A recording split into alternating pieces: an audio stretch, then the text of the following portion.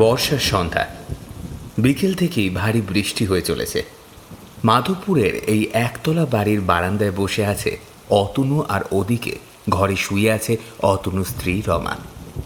অতনু কলকাতার ছেলে, কাজের সূত্রে স্কুল মাস্টারের চাকরিটা নিয়ে এই মাধবপুরে এসে উঠেছে, সাথে এসেছে ওর স্ত্রী। এখানেই গ্রামের ভিতরের দিকে একটা বাড়ি ভাড়া নিয়ে রয়েছে ওরা। একটা একতলা কাঁচা ইটের বাড়ি, আশেপাশে তেমন কোনো বাড়িঘর নেই, এক প্রকার জঙ্গলের মাঝে এই বাড়ি।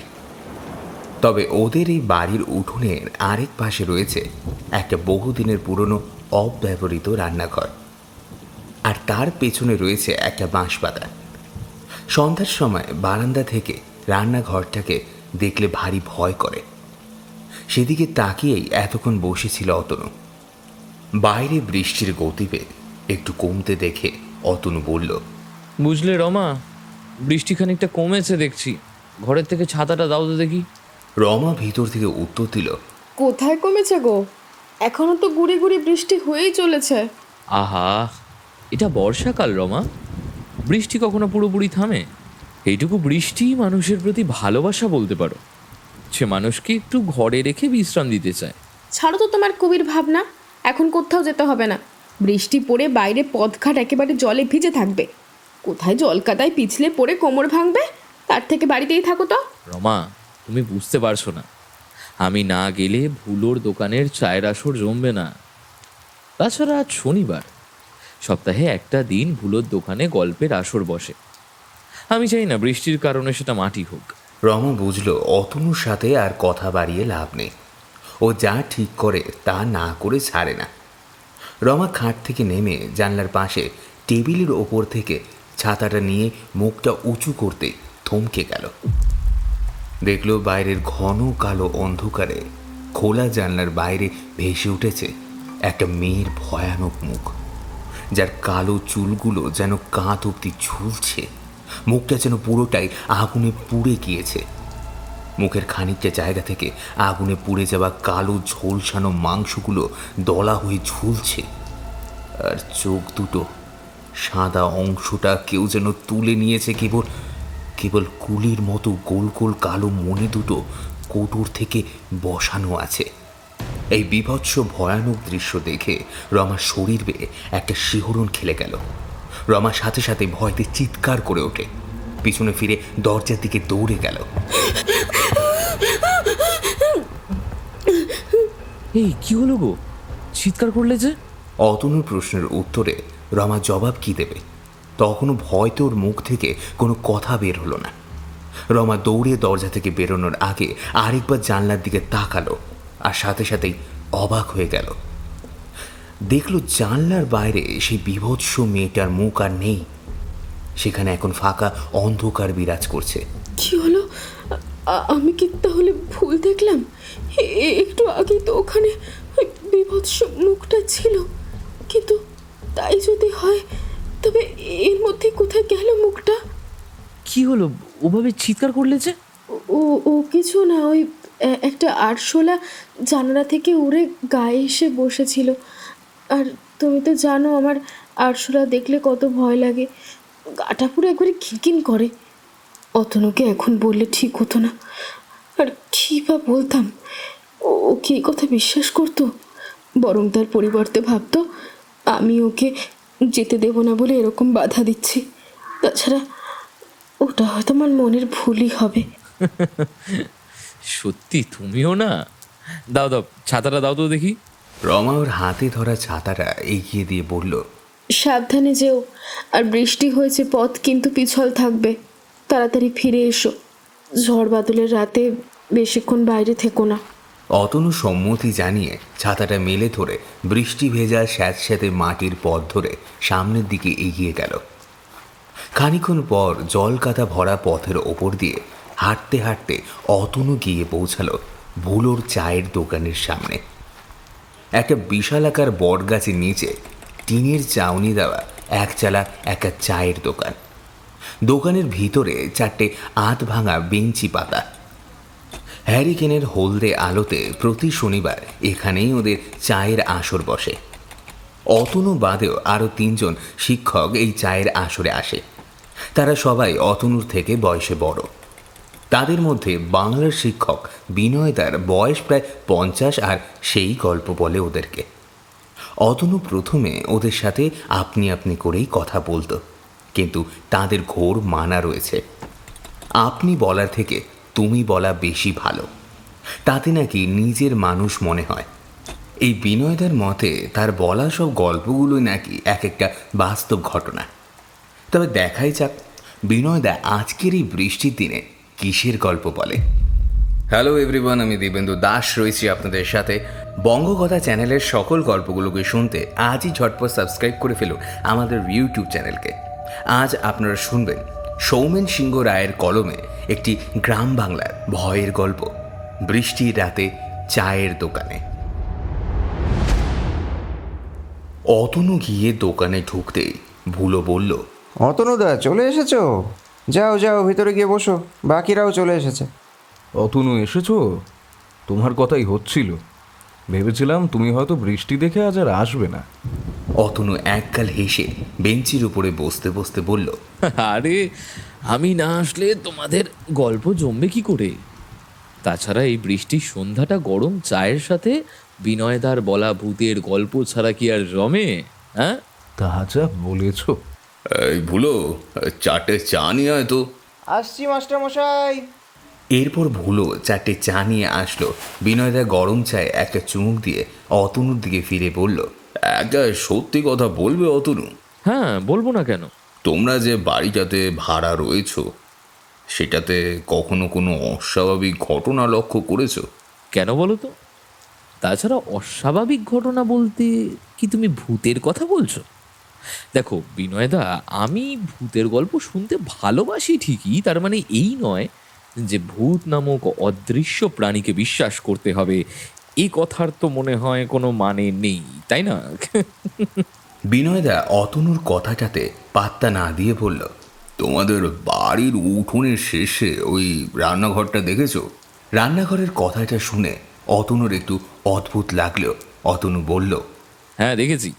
ওই রান্নাঘরটা কাদের জানো? ওই রান্নাঘরটা শিবু ঘোষের। ওই রান্নাঘরের পাশে আগে একটা বাড়ি ছিল। সেই বাড়িতে শিবু ঘোষ ও তার বৃদ্ধা মা ও তার স্ত্রী সাধনাকে নিয়ে থাকতো। ওই রান্নাঘরটা দেখো রোজ, ওটা একটা অভিশপ্ত রান্নাঘর। ওই ঘর গিলে নিয়েছে একটা গোটা পরিবারকে, একটা গোটা বাড়িকে। বিনয়দা আরেকবার চায়ে চুমুক দিয়ে বলতে শুরু করলো, আজ থেকে প্রায় ওই 10 বছর আগে এক বৃষ্টির সন্ধ্যায় শিবু ঘোষ নিজের বাড়ির মাটির উঠোনে বসে গরুর দুধ দোয়াচ্ছিল। এখানেই বলে রাখি, শিবু ঘোষ এমনিতে ছিল রাজমিস্ত্রি, তবে এর পাশাপাশি ওর 2টো গরু ছিল।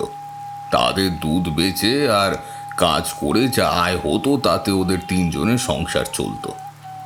ওর অবশ্য এক ভাই ছিল, তবে সে এখানে ওদের সাথে থাকতো না। যাই হোক, আসল গল্পে আসি। যথারীতি উঠোনের ওপরে একটা বাঁশের খুঁটির সাথে গরুটাকে বেঁধে দুধ দোয়াচ্ছিল শিবু। বিকেলবেলা খুব বৃষ্টি হয়েছে, মশার উৎপাত বেড়ে গিয়েছে। এমনিতেই বর্ষাকাল, আকাশের অবস্থা প্রায় সবসময় বিগড়েই থাকে, তার উপরে আবার মশার উৎপাত। আশেপাশের 2-1টা গ্রামে নাকি মশার কামড়ে মানুষ মরতে শোনা গেছে। কি গো, ঘরের থেকে মশা মারা ধূপটা একটু ধরিয়ে দিয়ে যাও তো। উফ, মশার কামড়ে যে আর টেকা যায় না। এরপর সাধনা এসে মশা মারার ধূপটা জ্বালিয়ে দিয়ে চলে গেল। খানিক পরে হঠাৎ কোথা থেকে একটা কালো কাক এসে গরুর পিঠের উপর বসল। এরকম বহু কাক পক্ষী এসে গরুর পিঠে বসে, শিঙের উপরেও বসে, তাই স্বাভাবিকভাবেই শিবু ওটাকে পাত্তা দিল না। কিন্তু খানিকক্ষণ পরেই একটা ব্যাপার লক্ষ্য করল শিবু। শিবু দেখল গরুটা মাঝে মাঝেই কেমন যেন লাফালাফি করছে, পাগুলো এদিক ওদিক ছুটছে, যার ফলে শিবুর দুধ দোয়াতে বড্ড অসুবিধা হচ্ছে। ঠিক তখনই শিবু খেয়াল করল গরুর গা বেয়ে লাল তরল গড়িয়ে নিচে পড়ছে। শিবুর বুঝতে অসুবিধা হলো না যে সেটা টাটকা লাল রক্ত। শিবুর রক্তের উৎস খুঁজতে ওপরে তাকাতেই যা দেখলো তাতে ওর গোটা শরীর জুড়ে একটা মৃদু কম্পন খেলে গেল। শিবু দেখলো গরুর পিঠের উপর বসে থাকা কালো কাকটা তার ভয়ানক ছুচলো ঠোঁট দিয়ে গরুর পিঠের একটা জায়গায় খুঁচিয়ে খুঁচিয়ে মাংস তুলে নিচ্ছে। যা যা এখান থেকে, হতভাগা কোথাকার। তখনই শিবু খেয়াল করলো কাকটা এইবার ওর দিকে ওর এক ভয়াবহ দৃষ্টিতে তাকিয়ে রয়েছে। সেই ঘন অন্ধকারের মধ্যে কালো কুচকুচে প্রাণীর ঘন কালো চোখটাকে ওর দিকে ওভাবে তাকিয়ে থাকতে দেখে শিবুর ভয় লেগে গেল। শিবু কোনো রকমে আর দু একবার তাড়া দিতে কাকটা একটা কর্কশ কণ্ঠে ডেকে গরুর পিঠের উপর থেকে উড়ে গেল। শিবু ঠিক করলো আজ আর দুধ দোয়াবে না। এই ভেবে শিবু যেই উঠে দাঁড়াতে যাবে ঠিক তখনই ওর নাকে আসলো একটা বাজে পোড়া গন্ধ। না, কোনো জিনিস পুড়ে গেলে যেমন গন্ধ হয় তেমন নয়, কাঁচা মাংসর পোড়া গন্ধ, যেমন গন্ধ শ্মশানে গেলে পাওয়া যায়। শিবু বুঝলো এই গন্ধ ওর পিছন দিক থেকে আসছে, সম্ভবত ওই মশা মারার ধূপের থেকে। কিন্তু মশা মারার ধূপের থেকে মাংস পোড়ার গন্ধ আসবে কি করে? শিবু ব্যাপারটা দেখার জন্য ধীরে ধীরে পেছনে ফিরল, আর সাথে সাথেই ভয়তে শিউরে উঠল। শিবু দেখল ওর ঠিক পেছনে মশা মারার ধূপ থেকে বেরোনো ধোয়া কুণ্ডলি পাকিয়ে একটা মানুষের মুখের রূপ নিয়েছে। সেই মুখটা সন্ধ্যার এই কালো অন্ধকারের মধ্যে ধীরে ধীরে ওর দিকে এগিয়ে আসছে, যেন নিমিষের মধ্যেই কিলে নিতে চাইছে শিবুকে। সেই সাথে মাংস পোড়া বাজে গন্ধটা তীব্র থেকে তীব্রতর হয়ে উঠছে। সেই গন্ধে শিবুর দম বন্ধ হয়ে আসার জোগাড়। শিবু আর থাকতে পারে না, ভয়তে চিৎকার করে চোখ বন্ধ করে ফেলল। এদিকে শিবুর চিৎকার শুনে সাধনা আর বৃদ্ধা মা ঘরের বাইরে এসে বলল, কি হলো রে শিবু, তুই ওরকম চিৎকার করলি কেন? কি হলো গো? ওই যে ওই যে ওই ওই মুখটা। মুখ? কোন মুখ?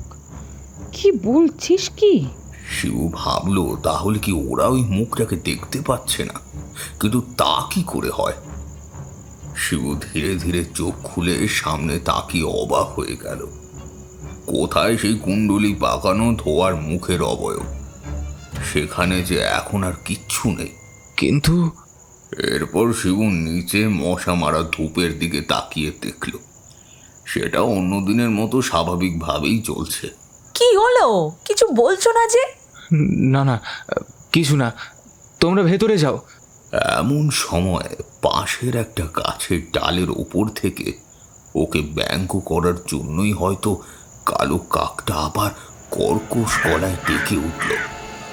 এরপর শিবু আর দেরি না করে গরুটাকে গোয়াল ঘরে রেখে সাইকেল নিয়ে দুধ দেওয়ার জন্য বেরিয়ে গেল। শিবু বেরিয়ে গেলে সাধনা নিজের ঘরে বসে বসে ভাবছিল শিবু ওরকম ভাবে চিৎকার করলো কেন? কিছু কি হয়েছে ওর সাথে? যদি হয়েও থাকে তবে তা ও এভাবে এড়িয়ে গেল কেন? সাধনার ভাবনার মাঝে ব্যাঘাত ঘটল একটা শব্দে। সাধনা পাশ ফিরে দেখল জানলাটা একটা দড়াম করে শব্দ করে খুলে গিয়েছে। ব্যাপারটা দেখতে ভারী অবাক হয়ে গেল সাধনা, কারণ ও তো সেই বিকেল বেলা বৃষ্টি পড়ার সময় জানলাটা বন্ধ করে দিয়েছিল। কিন্তু এখন তাহলে জানলাটা খুলল কি করে? সাধনা বিছানা থেকে নেমে জানলাটা বন্ধ করতে গিয়ে দেখল সেখানে বাইরের আকাশটা আবার কালো অন্ধকার করে এসেছে। একটা দমকা হাওয়ার বাইরে থেকে ঘরে প্রবেশ করলো, আর সেই সাথেই একটা কালো মতন কিছু উড়ে এসে মুখে লাগলো। আচমকাই ঘটনায় সাধনা দুপা পিছিয়ে গেল। তারপর হাত দিয়ে মুখের ওপর থেকে জিনিসটা নামিয়ে দেখেই ভয়তে কেঁপে উঠল। কপাল বেয়ে একটা নোনতা জলের স্রোত গড়িয়ে পড়ল। সাধনা দেখল ওর হাতে ধরে থাকা জিনিসটা একটা কালো পোড়া চুলের গোছা, যাতে লাল রক্ত আর খানিকটা পোড়া চামড়া আঠার মতো লেগে রয়েছে। তাই দেখে সাধনার আতঙ্কে একটা মৃদু আর্তনাদ করে আবার সেটাকে বাইরে ফেলে দিল। কিন্তু এরপর যেটা ঘটল সেটা আরো ভয়ানক। হঠাৎ পিছন দিক থেকে একটা মেয়েলি কণ্ঠের আওয়াজ ভেসে এলো সাধনার কানে। কিরে, ফেলে দিলি যে? পছন্দ হয়নি বুঝি? তুই তো এটাই দেখতে চেয়েছিলিস। এরকম গম্ভীর অথচ বরফের মতো শীতল কণ্ঠস্বর শুনে সাধনা ভয় পেয়ে পিছনে ফিরে তাকাতেই দেখল ওর খাটের উপরে অন্ধকার কোণায় দুটো হাঁটু উঁচু করে বসে রয়েছে একটা 22-23 বছরের মেয়ে, যার পরনে একটা সবুজ রঙের শাড়ি পরা রয়েছে। কোনোভাবে আগুন লেগে শাড়িটা পুড়ে প্রায় কালো হয়ে গিয়েছে।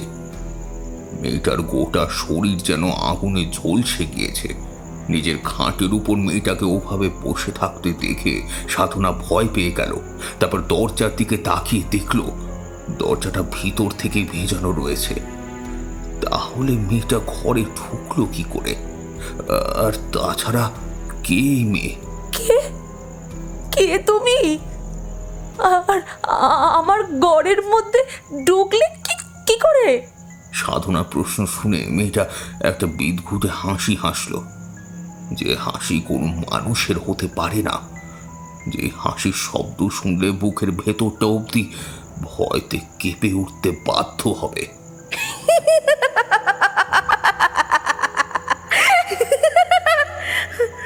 আমি কে? আমি কে তা চিনতে পারলি না বুঝি? তার জন্য কি তোকে মুখ দেখাতে হবে? কিন্তু মুখ দেখে এখন কি আর তুই চিনতে পারবি? এই মুখটা তুই নিজে হাতে নষ্ট করেছিস। কি ভেবেছিস যে অন্যায় করে পার পেয়ে যাবি? হ্যাঁ, তুই কেন এসেছিস? কেন কেন এসেছিস এখানে? যা যা, এক্ষুনি বেরিয়ে যা, এক্ষুনি এখান থেকে বেরিয়ে যা বলছি। মেয়েটা এবার প্রচণ্ড গর্জন করে মুখটা হাঁটুর মধ্য থেকে উপরে তুলল। তখন সাধনা ওই মেয়ের ভয়ানক সে পুড়ে যাওয়া মুখমণ্ডল দেখে ভয়তে আর্তনাদ করে তাড়াতাড়ি দরজা খুলে ঘর থেকে বেরিয়ে গেল। তারপর ছুটে মায়ের ঘরের দরজায় গিয়ে কড়া নাড়তে লাগলো। মা, ও মা, দরজা খোলো। সাধনার ব্যাকুল ডাকে শিবুর মা দরজা খুলে বলল, বৌমা, তুমি এইভাবে হাঁপাচ্ছ কেন? কি হয়েছে? আসো আসো, ভিতরে আসো, বসো খাটের উপরে, তারপর বলো। সাধনা খাটের উপর বসে বলল, মা, আমি এক্ষুনি ওকে দেখলাম। কাকে দেখলে বৌমা? কার কথা বলছো? সাধনা কাঁপা কাঁপা গলায় একটা 3 অক্ষরের নাম উচ্চারণ করলো। কবরী। সাধনার মুখে করবীর নামটা শুনে শিবুর বৃদ্ধা মার মুখে একটা ভয়ের রেখা খেলে গেল। কি যাতা বলছো বৌমা? সে তো অনেকদিন আগেই শেষ হয়ে গিয়েছে। আমি ওকে আমাদের ঘরে কাঠের উপরে বসে থাকতে দেখেছি মা। কিন্তু তা কি করে হয়? কই, চলো তো দেখি। এরপর সাধনা ও বৃদ্ধা শিবুর ঘরে ঢুকতে সাধনা অবাক হয়ে দেখল খাটের উপরে যেখানে ও করবীকে বসে থাকতে দেখেছিল সেখানে কেউ নেই। জায়গাটা পুরো ফাঁকা। কোথায় বৌমা? এখানে তো কেউ নেই। তুমি যে বললে কবরীকে তুমি দেখেছো, আমার মনে হয় তুমি নিশ্চয় ভুল দেখেছো বৌমা। সাধনা আর কি বলবে বুঝতে পারল না, কিন্তু কিছুতেই এ কথাও মানতে পারল না। ও স্পষ্ট দেখেছিল খাটের ওপরে 2 হাঁটুর মধ্যে মাথা গুজে বসেছিল কবরী। কিন্তু আবার তাই যদি হয় তাহলে এরই মধ্যে কোথায় উধাও হয়ে গেল মেয়েটা। এরপর আর কথা বাড়ালো না সাধনা। যথারীতি রাতে শিবু ফিরে আসলে শিবুকে সবটা খুলে বলল সাধনা, কিন্তু শিবু সেসব কথাতে বিন্দুমাত্র কর্ণপাত করল না। এরপর রাতের বেলা খেয়ে নিয়ে যে যার ঘরে শুয়ে পড়ল। হঠাৎ বাইরে থেকে আসা একটা চাপা মেয়েলি কান্নার শব্দে ঘুম ভেঙে গেল শিবুর বৃদ্ধা মায়ের। এই শেষ বয়সে এসে মানুষের ঘুম এতটা পাতলা হয় যে এই সামান্য সূচের শব্দতেও বোধ করি ঘুম ভেঙে যায়। কান্নার শব্দ শুনে বৃদ্ধা চমকে উঠে বলল, এই মাঝরাত্রিরে আবার কে কাঁদে? বৌমা নয় তো? মনে তো হচ্ছে কান্নার শব্দটা ওই বাইরের থেকেই আসছে। একবার গিয়ে দেখবো। বৃদ্ধার থাকতে না পেরে খাট থেকে নেমে হাতের লাঠিটাকে সম্বল বানিয়ে অন্ধকারের মধ্য দিয়ে গিয়ে দরজা খুলে বাইরে এলো। তারপর ভাবলো একবার ডেকে দেখবে যে বৌমা আর শিবু ঘরে আছে কিনা। বৃদ্ধা ধীরে ধীরে গিয়ে শিবুর দরজায় টোকা মারতে মারতে ডাকলো, শিবু, ও শিবু। শিবু তো প্রথমে ভয় পেয়ে গিয়েছিল যে মা এত রাতে এখানে কেন, আবার কোনো বিপদ হলো না তো। হ্যাঁ বাবা, আমি বলছি বাবা, বৌমা কোথায়? এই তো আমার পাশেই ঘুমিয়ে আছে। কেন, কোনো দরকার? ডেকে দেবো ওকে? না বাবা, ডাকতে হবে না, ঠিক আছে, তোমরা ঘুমো। এরপর বৃদ্ধা সেখান থেকে চলে গিয়ে দরজা খুলে উঠোনে নামলো। বাইরের চারপাশ অন্ধকার, দূরে কোথা থেকে একটা রাতের পাখি ডাকছে, তার মধ্য থেকে কান্নার শব্দটা ভেসে আসছে। খানিকটা এগোনোর পর বৃদ্ধার নাকে একটা মাংস পোড়ার গন্ধ ভেসে আসলো। এই গন্ধটা আবার কোথা থেকে আসছে? কোনো রকমে কান্নার শব্দ লক্ষ্য করে খানিকটা যাওয়ার পরে বৃদ্ধা অবাক হয়ে গেল। দেখল সামনের রান্নাঘরের দরজাটা হাট করে খোলা রয়েছে, আর কান্নার শব্দটা রান্নাঘরের মধ্য থেকেই আসছে। বিনয়দার কথার মাঝে অজিতদা থামিয়ে বলল, এই দাঁড়াও দাঁড়াও, রান্নাঘরটা কি বাড়ি থেকে আলাদা ছিল? কারণ তুমি বললে বাড়ি থেকে বেরিয়ে। হ্যাঁ হ্যাঁ, ওই ঠিকই ধরেছ, রান্নাঘরটা বাড়ি থেকে আলাদা। আসলে আগেকার দিনে কিছু মানুষ রান্নাঘরটা বাড়ি থেকে আলাদাই করত। তার কারণ তখন তো উনুনের আঁচে রান্না হতো, তাই আগুনের ঝুঁকি এবং ওই ধোয়ার হাত থেকে বাঁচানোর জন্যই এই পদক্ষেপ নেওয়া হতো। ও আচ্ছা, এই ব্যাপার। কিন্তু তারপর কি হলো সেই বৃদ্ধার? আর ওটা কার কান্নার আওয়াজ ছিল? বৃদ্ধা যখন দেখলো রান্নাঘরের দরজা খোলা রয়েছে, তখন সে বলল, রান্নাঘরের দরজা খোলা, তাহলে ভিতরে কে কাঁদছে? শিবু তো বলল বৌমা ঘরে ঘুমোচ্ছে। তাছাড়া রান্নাঘরের দরজা তো বন্ধ থাকে, তাহলে দরজাটা খুললো কে? বৃদ্ধার এই প্রশ্নের উত্তর কেবল ওই রান্নাঘরের মধ্যেই আছে। বৃদ্ধা লাঠিতে ভর দিয়ে এগিয়ে গেল রান্নাঘরের দরজার সামনে। তারপর ভিতরে ঢুকতেই যা দেখল তাতে ভয়তে পাথর হয়ে গেল। বৃদ্ধা দেখল রান্নাঘরের ভিতরে অন্ধকারের মধ্যে মাটিতে উবু হয়ে বসে তার দিকে পিছু ফিরে কাঁদছে একটা মেয়ে, আর তার ঠিক পাশেই মাটিতে মৃত অবস্থায় পড়ে রয়েছে একটা চারপে কালো প্রাণী, একটা কালো কুচকুচে বেড়াল, যার মুখটা কেউ কিছু একটা দিয়ে মেরে থেতলে দিয়েছে। বিড়ালের জিভটা বাইরে বেরিয়ে রয়েছে, সেই সাথে তার চোখের কোটর থেকে চোখগুলো বাইরে বেরিয়ে ঝুলছে। একটা কালো কাক মাটিতে দাঁড়িয়ে বিড়ালের পেটের কাছ থেকে ঝিনুকের মতো কালো ঠোঁট দিয়ে ছিঁড়ে ছিঁড়ে নাড়ি ভুড়ি বার করে খাচ্ছে। এই বিদঘুটের দৃশ্য দেখে সে বৃদ্ধার গা পাকিয়ে উঠল। মুখ থেকে একটা শব্দ বেরিয়ে এলো, ভগবান, শিবু, কে তুমি? এভাবে এভাবে কাঁদছো কেন? বৃদ্ধার প্রশ্ন শুনে মেয়েটার কান্না হঠাৎ থেমে গেল। মেয়েটা ধীরে ধীরে পেছনে ফিরে চোখ মুছতে মুছতে তাকালো। মেয়েটা সেই পুড়ে যাওয়া বিভৎস মুখ এইবার কান্না সরে গিয়ে বেরিয়ে আসলো একটা মাংসাশী বিদঘুটে হাসি। সেই হাসি দেখে বৃদ্ধার পা দুটো যেন পাথরের মতো শক্ত হয়ে গেল। বৃদ্ধা ভয়ে আর্তনাদ করে উঠল। মেয়েটা একবার সেই মরে যাওয়া বিড়ালের শরীরের উপর হাত রেখে বলল, কিরে, রক্ত খাবি না? খাবি না রক্ত? খা, খা না, খা।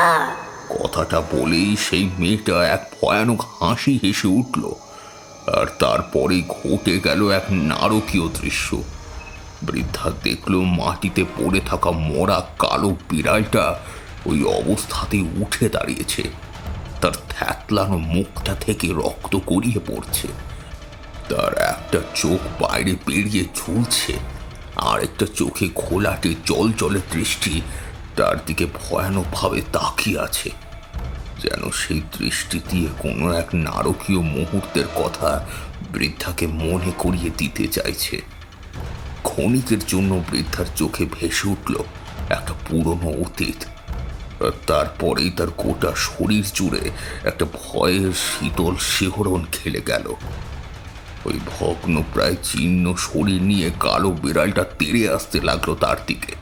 বৃদ্ধা কোনো রকমে দু পা পিছিয়ে গেল ঠিকই, কিন্তু বিড়ালের হাত থেকে নিস্তার পেল না। বিড়ালটা ছুটে এসে লাফিয়ে পড়ল তার শরীরের উপর। কোনো এক অপরাধের প্রতিশোধ নিতে মহা আনন্দে বিড়ালটা তার বড় বড় নখ দিয়ে হিংস্র বাঘের মতো চিরে দিতে লাগলো বৃদ্ধার শরীর।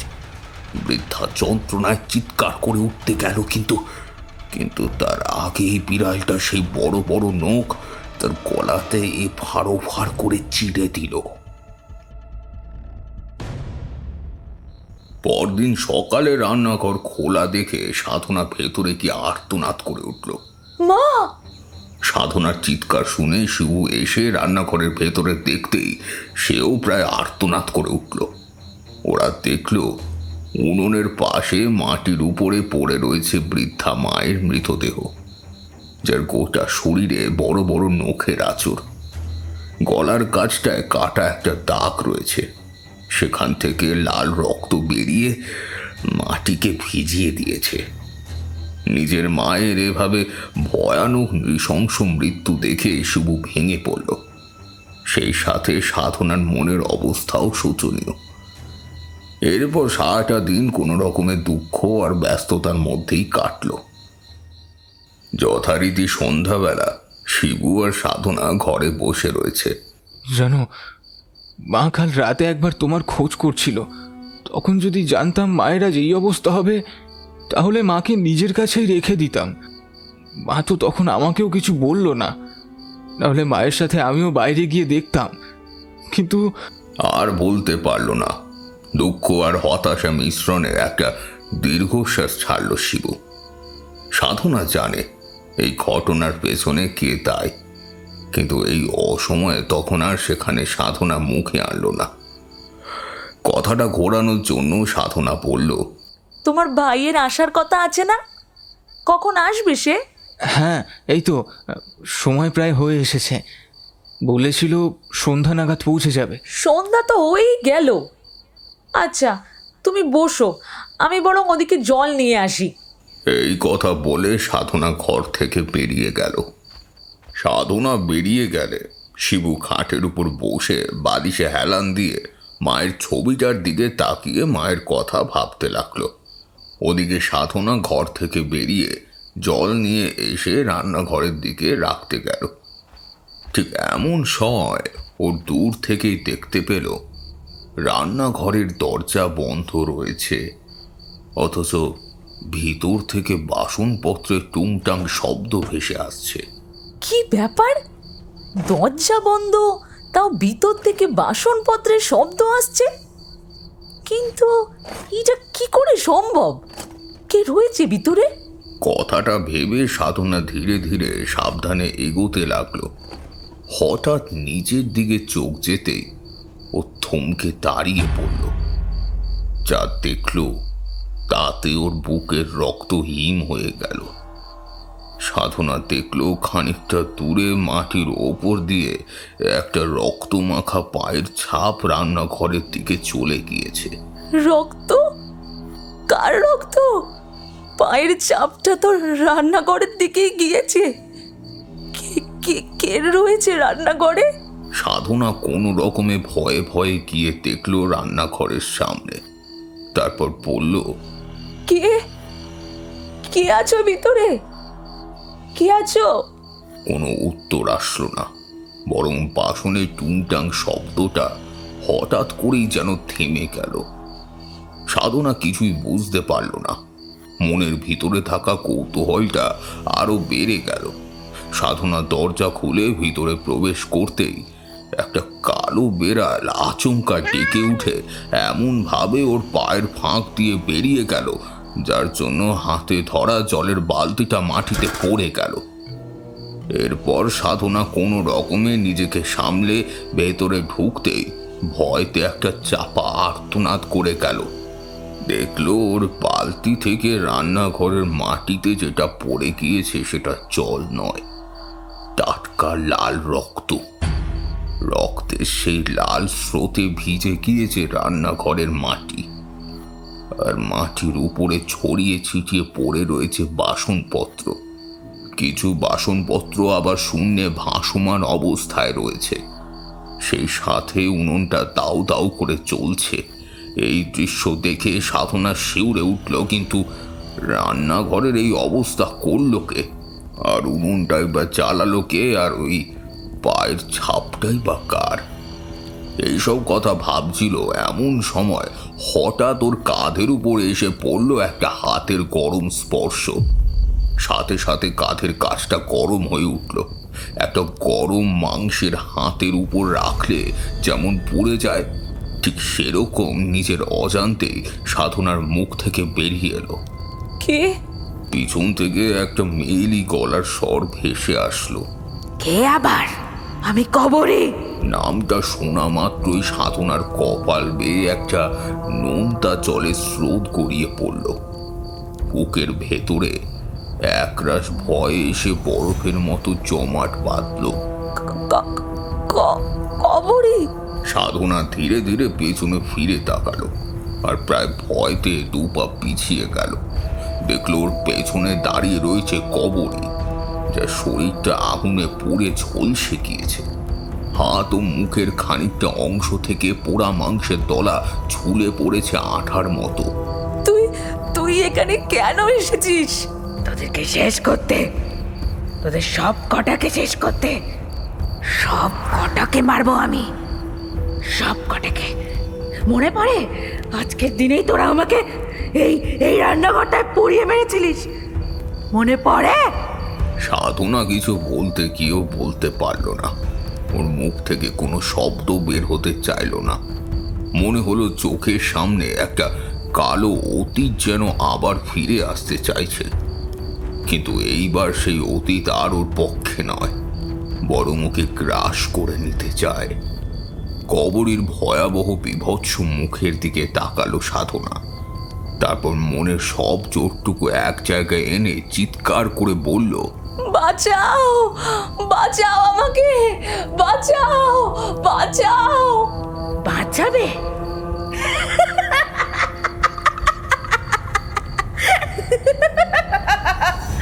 কে বাঁচাবে?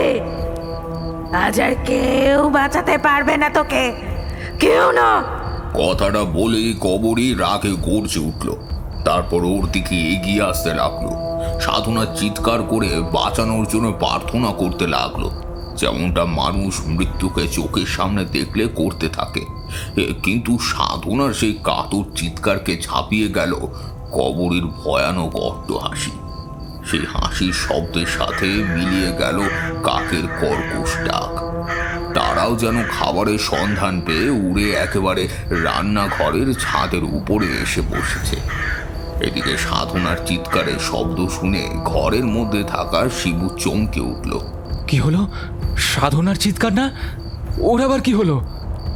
সাধনা, এই এই সাধনা, তুমি ঠিক আছো? সাধনাকে ডাকতে ডাকতে শিবু ঘর থেকে বেরিয়ে রান্নাঘরের দিকে ছুটতে লাগলো। ছুটতে ছুটতে শিবু দেখলো রান্নাঘরের ছাদের উপরে একটা কালো চাদরে কেউ যেন বিছিয়ে দিয়েছে। কাছে যেতেই শিবু বুঝতে পারলো টালির ছাদের উপরে থাকা কালো জিনিসটা কোনো চাদর নয়, ওটা কালো কাকের দল। শিবুকে রান্নাঘরের দিকে ছুটে যেতে দেখে কাকগুলো উড়ে আসলো শিবুর দিকে। তারপর কালো কালো বড় ছুচলো ঠোঁটগুলো দিয়ে আঘাত করতে লাগলো শিবুর শরীরের উপর। কাকের ঠোঁটের আঘাতে শিবুর শরীরের বিভিন্ন স্থানে কেটে যেতে লাগলো, যেখান থেকে টাটকা লাল রক্ত বেরিয়ে আসতে লাগলো। শিবু যন্ত্রণায় চিৎকার করতে করতে মাটির উপরে পড়ে গেল। তারপরেই খেয়াল করলো একটা নরম জাতীয় কিছু ওর উপরে এসে বসেছে। জিনিসটা কি দেখার জন্য সেদিকে তাকাতেই সাথে সাথে একটা ধারালো কিছু এসে ওর চোখের মধ্যে ঢুকে গেল। যন্ত্রণায় শিবু চিৎকার করে উঠল, তবুও চোখটা শেষ হয়ে যাওয়ার আগে শিবু দেখেছিল মুখের ওপর এসে বসা প্রাণীটা একটা কালো বেড়াল। শিবুকে দেখে সে একবার ডেকে উঠল, কিন্তু শিবুর তখন যন্ত্রণায় মাথা শরীর ফেটে যাওয়ার জোগাড়। ওর শরীরটা যেন ধীরে ধীরে হালকা হয়ে যাচ্ছিল। ওদিকে সাধনা কবরীকে নিজের দিকে এগিয়ে আসতে দেখে প্রার্থনার সুরে বলল, খবরই আমার আমার ভুল হয়ে গিয়েছে, বড্ড বড় ভুল হয়ে গিয়েছে আমার। আমাকে আমাকে ক্ষমা করে দে মা। ক্ষমা? এরপরেই কবরী পাশের জ্বলন্ত উনুনের দিকে তাকিয়ে হাসতে হাসতে বলল, আজ এই আগুনেই তুই পুড়ে মরবি। তোর শরীরের এক একটা টুকরো আগুনে দৌ দৌ করে পুড়ে যাবে। তুই যন্ত্রণায় চিৎকার করে উঠবি, আর তাই দেখেই আমি শান্তি পাবো। এই কথা শুনে সাধনা নিজের প্রাণ ভিক্ষা চাওয়ার জন্য আরো কিছু বলতে যাচ্ছিল, কিন্তু তার আগেই কবরী ঝলসে যাওয়া আগুনের পোড়া হাত সাধনার মাথাটা ধরে উনুনের জ্বলন্ত আগুনের মধ্যে পুড়ে দিল। সাথে সাথে সাধনার মুখ এবং তারপর গোটা শরীরে উনুনের আগুনে পুড়ে গেল। সাধনা শেষবারের জন্য চিৎকার করার সুযোগ অবধি পেল না। এরপর কবরী শিবুকে শেষ করার জন্য ঘর থেকে বার হলো ঠিকই, কিন্তু শিবুকে আর খুঁজে পেল না। সেদিন শিবুর গ্রাম থেকে ওর ভাইয়ের আসার কথা ছিল। সে এসে যখন দেখে শিবুর এরকম ভয়াবহ অবস্থা, তখন সে আর অপেক্ষা করে না। তখনই শিবুকে নিয়ে তাড়াতাড়ি ওখান থেকে পালিয়ে গিয়েছিল। এরপর শিবু আর ওখানে থাকেনি। পরবর্তীকালে ওই বাড়ি ভাড়া দেওয়া হয়েছিল, কিন্তু ওই রান্নাঘরে রান্না করতে গেলেই নাকি মেয়েরই কণ্ঠে শোনা যেত ওই ঘরে আগুন জ্বালানো বারণ, আগুন জ্বালালেই মরতে হবে। এরপর শিবুর বাড়িটা ভেঙে গুঁড়িয়ে দেওয়া হয়, কিন্তু রান্নাঘরটা কিছুতেই আর ভাঙা সম্ভব হয় না। যতবারই সেটা ভাঙার চেষ্টা করা হয়েছে, ততবারই কোনো অদৃশ্য শক্তি যেন বাধা হয়ে দাঁড়িয়েছে এবং সমস্ত কাজকে পণ্ড করেছে। এরপর অতনুর দিকে তাকিয়ে বিনয়দা বলল, কিন্তু অতনু, আমি আবারও বলছি, ওই রান্নাঘরটা থেকে একটু দূরেই থেকো। সব তো শুনলে, জানি তুমি তো আবার বিশ্বাস করবে না, এসবের সবটাই তোমার কাছে গল্প বলে মনে হয়। তুমি আমাদের স্কুলের শিক্ষক, তার পাশাপাশি আবার ভাইয়ের সমান। শহর থেকে এত দূরে এই অজপাড়া গায়ে এসে বাড়ি ভাড়া নিয়ে থাকছো। তুমি তো আর এখানকার ইতিহাস জানো না, তাই তোমাকে বলে সাবধান করা, তুমি যাতে কোনো বিপদে না পড়ো। ওই রান্নাঘর তো অনেকের প্রাণ নিয়েছে, আমি চাই না তোমাদের সাথেও বাজে কিছু ঘটুক। অতনু এর উত্তরে কি বলবে বুঝে উঠতে পারল না।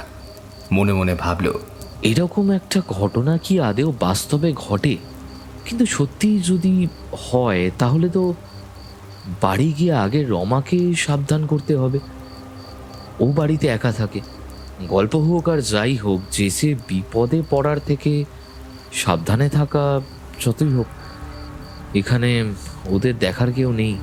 অতনুর ভাবনার মাঝেই অজিতদা বলল, আচ্ছা, সবই তো বুঝলাম বিনয়দা, কিন্তু এই কবরী মেয়েটা আসলে কে, আর ওর সাথে কি ঘটেছিল? কবরী হচ্ছে মাধবপুর গ্রামের হরিপালের মেয়ে। একদিন হঠাৎ করে হৃদরোগে মারা যায় হরি। পরে কবরীর আর দেখার কেউ ছিল না, তাই শিবু ওই মেয়েটাকে নিয়ে আসে নিজের বাড়িতে এবং আশ্রয়ও দেয়। যদিও এই ঘটনায় সাধনার কোনো মত ছিল না। একটা সদ্য যৌবনা মেয়েকে আশ্রয় দেওয়ার পর বাড়ির গিন্নি মানে সাধনার সন্দেহ হয় তার স্বামীর ওই মেয়েটার সাথে কোনো সম্পর্কে না জড়িয়ে পড়ে। যতই হোক, পুরুষের মন বলে কথা, সদ্য যৌবনা নারী দেখলে কি আর ঠিক থাকতে পারে? তাই সাধনা সর্বক্ষণই তার স্বামী অর্থাৎ শিবুকে নিয়ে ভয়ে ভয়ে থাকত। কিন্তু শিবু ওই বাপ মরা মেয়ের প্রতি একটু বেশি নরম ছিল, তাই দেখে সাধনার সন্দেহটাও বাড়তে থাকে। এই ঘটনার জেরে সাধনা সবসময় কবরীর উপর রেগে থাকত। কবরীকে দিয়ে বাড়ির সব কাজ করিয়ে নেওয়া থেকে শুরু করে রান্না করানো অবধি সবই করত সাধনা। কবরী এইসব কিছু বুঝতে পেরেও দুমুঠো অন্যর জন্য পড়ে থাকতো শিবুর বাড়িতে। কিন্তু এরপর একদিন সন্ধ্যায় রান্নাঘরে রান্না করছিল কবরী। তখন শিবু গিয়ে উপস্থিত হয় রান্নাঘরে রান্না হয়েছে কিনা জানতে। আর তখনই ওদের দুজনকে একসাথে দেখে সাধনার রাগ সামলাতে পারে না। জ্বলন্ত উনুন থেকে গরম কাঠ তুলে কবরীর শরীরে ঠেকাতেই দাও দাও করে চলে যায় সে। হে বাবা, তারপর? তারপর আর কি, সেদিন ওই রান্নাঘরে বিনা অপরাধে মারা যায় কবরী। এই ঘটনা পরে জানাজানি হলে শিবুর পরিবার বলে বেড়ায় রান্নাঘরে রান্না করতে গিয়ে পুড়ে মরেছে কবরী। তাই তো ওই রান্নাঘর আর ওই আগুনের প্রতি ওর অত ক্ষোভ। তবে হ্যাঁ, কবরীর মৃত্যুর পর ওর পোষা কালো বিড়ালটার অবস্থাও কবরীর মতনই হয়। কবরীর মতো ওর ভাগ্য খারাপ ছিল, তবে সেটা ওর গায়ের রং কালো থাকার জন্য। তাই কবরীর মৃত্যুর পর ওই বৃদ্ধা একদিন লাঠির আঘাতে কারো বিড়ালটাকে মেরে ফেলে। এই অবধি বলে বিনয়দা থামল। তারপর অতনুর দিকে ফিরে বলল, আচ্ছা অতনু, আজকের বলাই ঘটনা কি তুমি বিশ্বাস করলে? অতনু কিছু বলার আগেই অজিতদা বলল, ওর মুখ দেখে তো মনে হয় না যে ও এই ঘটনা বিশ্বাস করেছে বলে। কি তাই তো তনু? অতনু কথাটা এড়িয়ে গিয়ে বলল, অনেক রাত হলো, ওদিকে বৃষ্টিটা একটু ধরেছে, আমি উঠলাম। এই কথা বলে অতনু ভুলোর চায়ের দোকান ছেড়ে বেরিয়ে পড়ল। আজকের এই ঘটনা বিশ্বাসযোগ্য না হলেও রমাকে যে করেই হোক এই রান্নাঘর থেকে দূরে রাখতে হবে। এদিকে বাড়ি থেকে অতনু বেরিয়ে যাওয়ার পর খানিকক্ষণ অপেক্ষা করে রমা পাশের ঘরে রান্না করতে গেল। বৃষ্টি পড়ার কারণে লোডশেডিং হয়ে গিয়েছে। ঘরের মধ্যে ছড়িয়ে রয়েছে ঘন কালো অন্ধকার। হাতে একটা লোহার জং ধরা পুরনো হ্যারিকেনকে সম্বল করে রমা রান্নাঘরে প্রবেশ করল। কিন্তু ভাতের হাঁড়িতে জল বসিয়ে গ্যাসের উপর চাপিয়ে গ্যাস ধরাতে যেতেই ঘটল সমস্যা। 2-4 কাঠি প্রয়োগ করার পরেও গ্যাস ধরল না। পরিবর্তে গ্যাসের মৃদু একটা গন্ধ বার হতে লাগলো। রমা বুঝল গ্যাস শেষ হয়ে গিয়েছে। যা, গ্যাস তো শেষ হয়ে গেল। এবার তাহলে কি দিয়ে রান্না হবে? এদিকে বাড়িতে তো অন্য কিছুও নেই যে সেটা খেয়ে রাত কাটিয়ে দেব। রমা খানিকক্ষণ হ্যারিকেনের হলদে আলোটার দিকে তাকিয়ে ভাবতে থাকলো কি করবে। কিন্তু তখনই মাথায় একটা বুদ্ধি খেলে গেল। উঠোনের ওপাশের ওই রান্নাঘরটায় রান্না করলে কেমন হয়? ওখানে তো উনুন রয়েছে। যদিও উনুনে রান্না করার অভ্যাস নেই রমার, তবে এখন আর উপায় কি? রাতটা তো চালাতে হবে। রমা ভাতের হাঁড়ি আর হ্যারিকেন নিয়ে জল কাদায় উঠোনের ওপর দিয়ে গিয়ে উপস্থিত হলো রান্নাঘরের সামনে। তারপর আধ ভাঙা দরজা খুলে ভেতরে প্রবেশ করতেই দেখল বহুদিনের পুরনো কালো হয়ে যাওয়া মাটির দেওয়াল, যার গায়ে সবুজ শ্যাওলা ধরেছে। দেওয়ালের একটা কোণায় কাঠের তক্তা রয়েছে, আর নিচে কিছু কাঠ আছে, যার পাশে একটা বহুদিনের পুরনো মাটির উনুন রয়েছে। মাটির কিছু কিছু জায়গায় টালির ফুটো থেকে জল পড়ে মাটি ভিজে গিয়েছে। রমা তারই মধ্যে গিয়ে উনুনে কটা কাঠ গজিয়ে ভাতের হাঁড়িটা চাপিয়ে দেশলাইয়ের কাঠিটা জ্বালাতেই আচমকা পাশ থেকে একটা শীতল বাতাস এসে দেশলাইয়ের কাঠিটাকে নিভিয়ে দিল। মনে হলো কেউ যেন ওর পাশে দাঁড়িয়ে ফু দিয়ে কাঠিটা নিভিয়ে দিল। রমা চমকে উঠে একবার পাশে তাকিয়ে নিল, কিন্তু কই, কেউ নেই তো। রমা আবার দেশলাইয়ের কাঠিটা ধরাতেই আবার যেন সেই একই ঘটনা ঘটল। ভারী অদ্ভুত ব্যাপার তো, দেশলাইয়ের কাঠিটা বারবার নিভে যাচ্ছে কি করে? এরপর রমা প্রায় এক এক করে সব কাঠি শেষ করে ফেললেও আগুন জ্বালাতে পারল না। মনে হলো যেন কোনো অদৃশ্য কেউ চাইছে না রমা আগুনটা জ্বালাক। তখনই হঠাৎ রমার চোখ গেল হ্যারিকেনটার দিকে। দেশলাইয়ের কাঠি জ্বলছে না তো কি হয়েছে, হ্যারিকেনের আগুনটা তো রয়েছে। রমা নিচু হয়ে হ্যারিকেনটা থেকে উনুনে আগুন ধরাতেই পেছন থেকে একটা নীলি কণ্ঠস্বর ভেসে আসলো। আগুন জ্বালাস না মেয়ে, আগুন জ্বালালে তোকেও যে সেই আগুনেও মরতে হবে। কথাটা শুনে রমার বুক শুকিয়ে গেল, গোটা শরীর কেঁপে উঠল। এরকম ভয়ানক কণ্ঠস্বর রমা এর আগে কখনো শোনেনি। কিন্তু এটা কার কণ্ঠস্বর? কে বলল এই কথা? রমা ভয়তে পিছন ফিরে এদিক ওদিক তাকালো, কিন্তু কাউকে দেখতে পেল না।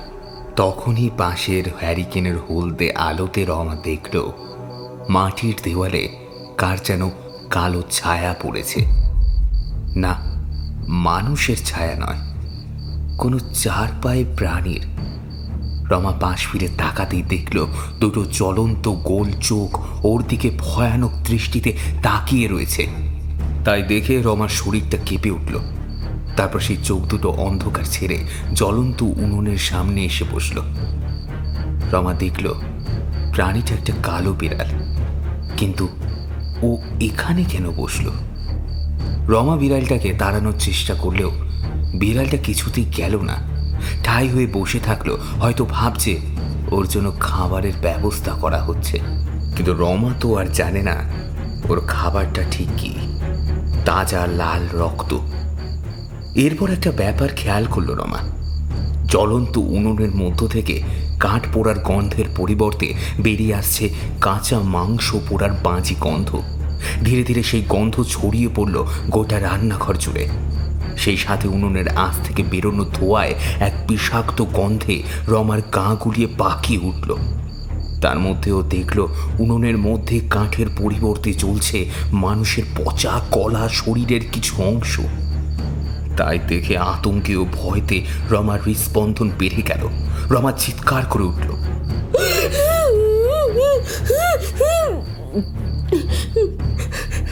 মানুষের শরীর চলছে কিন্তু কিভাবে? ওই তো একটা হাত, পায়ের টুকরো, গোছা খানিক চুল। এ কি বিভৎস নারকীয় দৃশ্য দেখছে রমা। নিজের দুই চোখকে ও বিশ্বাস করতে পারছে না। এমন সময় হাড়ির ঢাকনা হঠাৎ নিজে থেকে উপড়ে উঠে ভাসতে লাগলো হাওয়াতে। হাড়ির মধ্য থেকে উপচে পড়া ফ্যানার পরিবর্তে হাড়ির গা বেয়ে গড়িয়ে পড়ল টাটকা লাল রক্ত। খানিকটা রক্ত ছিটকে পড়ল মাটিতে। রমা দেখল বিড়ালটা একবার ডেকে উঠে মাটিতে ছিটকে পড়া লাল রক্ত চেটে চেটে পরম তৃপ্তিতে খেতে লাগলো, যেন এই রক্তের জন্যই এতক্ষণ অপেক্ষা করছিল সে। এই দৃশ্য দেখে ভয়তে উঠে দাঁড়ালো রমা, উনুন থেকে পিছিয়ে গেল খানিকটা, আর তখনই ধাক্কা খেলো একটা গরম শরীরের সাথে। ধীরে ধীরে পিছন ফিরতেই রমা দেখল ওর পিছনে দাঁড়িয়ে রয়েছে একটা আগুনে পুড়ে মরে যাওয়া এক ভয়ানক মুখ। রমা সন্ধ্যাবেলা জানলার বাইরে যাকে দেখেছিল, রমা দেখে মেয়েটার মুখে একটা হাসি খেলে গেল। তোকে বারণ করেছিলাম আগুন জ্বালাতে, শুনলি না? এইবার এই আগুনে পুড়ে মরবি তুই। কথাটা বলেই মেয়েটা রমার দিকে এগিয়ে আসতে লাগলো। মেয়েটাকে ওর দিকে এগিয়ে আসতে দেখে রমা পিছিয়ে যেতে লাগলো। খানিকটা যাওয়ার পর বুঝলো আর পিছিয়ে যাওয়া সম্ভব নয়, কারণ ওর পিছনে রয়েছে জ্বলন্ত সেই উনুন, যার আশপাশটা এখন লাল রক্তে ভেসে গিয়েছে, আর কালো বিড়ালটা এখনো মনে তৃপ্তে সেই রক্ত খেয়ে যাচ্ছে। কে তুমি? আর আমাকে মারবে বা কেন? আমি তোমার কি ক্ষতি করেছি? তুই এই রান্নাঘরে ঢুকেছিস, তুই আবার এই উনুনে আগুন জ্বেলেছিস। এই আগুন আমায় শেষ করেছে, তুই সেই আগুন জ্বালিয়েছিস। এবার ওই একই আগুনে তোকেও মরতে হবে। আমার ভুল হয়ে গেছে, আমি বুঝতে পারিনি। আমাকে ছেড়ে দাও, দয়া করে আমাকে ছেড়ে দাও। রমার কথার আর কোনো উত্তর মেয়েটা দিল না। মেয়েটা রমার কাছে এসে একটা কঙ্কালসার সরু ঝলসে যাওয়া হাত দিয়ে রমার চুলের মুঠিটা টেনে ধরল। রমা যন্ত্রণায় আর্তনাদ করে উঠল, আর সেই মেয়েটা ভয়ানক কণ্ঠে অট্টহাসি হেসে উঠল। সেই হাসির শব্দে গোটা ঘর কেঁপে উঠল। এদিকে ঠিক ওই মুহূর্তেই বাড়িতে প্রবেশ করছিল অতনু। এরপর আওয়াজটা যেদিক থেকে ভেসে আসছিল সেদিকে তাকাতেই অতনুর বুকের ভেতরটা বড় টানা পাখি উঠল। অতনু দেখল ওই তো সেই রান্নাঘর। তবে কি রমা ওই রান্নাঘরে গিয়েছে? কি সর্বনাশ! আমি ওকে সাবধান করব ভেবে তাড়াতাড়ি এলাম, আর না, অতনু আর দেরি না করে তাড়াতাড়ি রান্নাঘরের দিকে ছুটতে লাগলো, কিন্তু খানিকটা গিয়ে আবার পিছিয়ে ফিরে আসলো। তারপর ব্যস্তভাবে জলের বালতি খুঁজতে খুঁজতে বলল, আগুন! যত নষ্টের গোড়া ওই আগুন আর উনুন। এই আগুন এই পুড়ে মরেছে ওরা। যে করেই হোক এই আগুন নেভাতেই হবে। ওই তো জলের বালতিটা। এরপর জলের বালতি নিয়ে অতনু ছুটে গেল রান্নাঘরের দিকে। রান্নাঘরে ঢুকে দেখল একটা বীভৎস দেখতে আগুনে ঝলসে যাওয়া মেয়ে রমার চুলের মুঠি ধরে জ্বলন্ত উনুনের উপরে আছে, আর রমা তার কাছে নিজের প্রাণ ভিক্ষা চেয়ে কাতর অনুরোধ করে চলেছে। আমাকে ছেড়ে দাও, আমাকে ছেড়ে দাও, আমাকে দয়া করে ছেড়ে দাও আমাকে। কিন্তু সেই মেয়েটা রমার কোনো কথা না শুনে রমার মাথাটা ধরে আগুনের দিকে নিয়ে যেতে লাগলো। আগুনের প্রচণ্ড চাপে আর ঘর ভরা মাংস পোড়ার গন্ধে রমা আর নিজের চেতনাকে ধরে রাখতে পারল না। ওর শরীরটা যেন একবার ছেড়ে দিতে চাইল। চোখের পাতা দুটো ভারী হয়ে ক্রমশ বুঝে আসতে লাগলো, কিন্তু জ্ঞান হারাবার আগে রমা প্রায় বন্ধ হয়ে যাওয়া দুটো চোখ দিয়ে দেখল ঘরের মধ্যে প্রবেশ করেছে অতনু। তার হাতে ধরা রয়েছে খাবার জলের বালতিটা। অতনু রমার ওই ভয়াবহ করুণ অবস্থা দেখে চিৎকার করে বলল, রমা, তোমার কিচ্ছু হবে না, আমি তোমার কোনো ক্ষতি হতে দেব না। এরপর ওই মেয়ের দিকে তাকিয়ে অতনু গর্জন করে উঠল, ছেড়ে দে আমার রমাকে, ছেড়ে দে বলছি। আমি জানি তুই কে আর তোর সাথে কি ঘটেছে। মানছি তোর সাথে খারাপ হয়েছে, তাই বলে তুইও তো সবার সাথে একই ঘটনা ঘটাতে পারিস না। অন্তত আমি বেঁচে থাকতে আমার রমার কোনো ক্ষতি হতে আমি দেব না। অতনুর এই কথা শুনে মেয়েটা পিছন ফিরতে না ফিরতেই অতনু ওর হাতে ধরা বালতিটা নিয়ে ছুটে গেল উনুনের কাছে। তারপর চোখের নিমেষেই বালতির জলটা ঢেলে দিল দাউ দাউ করে জ্বলতে থাকা উনুনের উপরে। এরপর রমা আর কিছু দেখতে পারল না। ওর চোখ দুটো বুজে এসেছিল, কেবল কানে এসেছিল অতনুর বলা কিছু অস্পষ্ট কথা।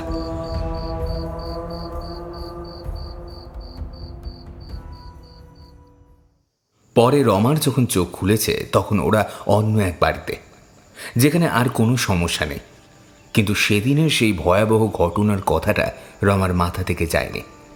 ওই মেয়েটার ব্যাপারে জিজ্ঞেস করলে অতনু বিনয়তার মুখে শোনা সব কথা রমাকে খুলে বলেছিল। সব শুনে রমার যেমন ভয় লেগেছিল তেমনই খানিকটা দুঃখও লেগেছিল অসহায় এক মেয়ের জন্য।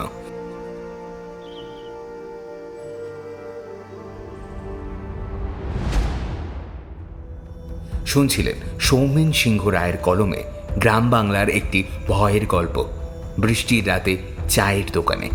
গল্প পাঠে এবং গল্পের সূত্রধার ছিলাম আমি, দিব্যেন্দু দাস। অন্যান্য চরিত্রে ছিল সৌরভ, বর্ণালী, সুজয়, অভিক, খুশি, সৌভিক, মথুরা এবং তৃষা। গল্পটি আপনাদের কেমন লাগলো জানাবেন আমাদের ইউটিউব কমেন্ট সেকশনে। গল্পের সাউন্ডে ছিল অভ্র, পোস্টার ডিজাইনে চিত্রায়ন। ভালো থাকবেন, সুস্থ থাকবেন এবং দেখা হচ্ছে অন্য কোনো গল্পে।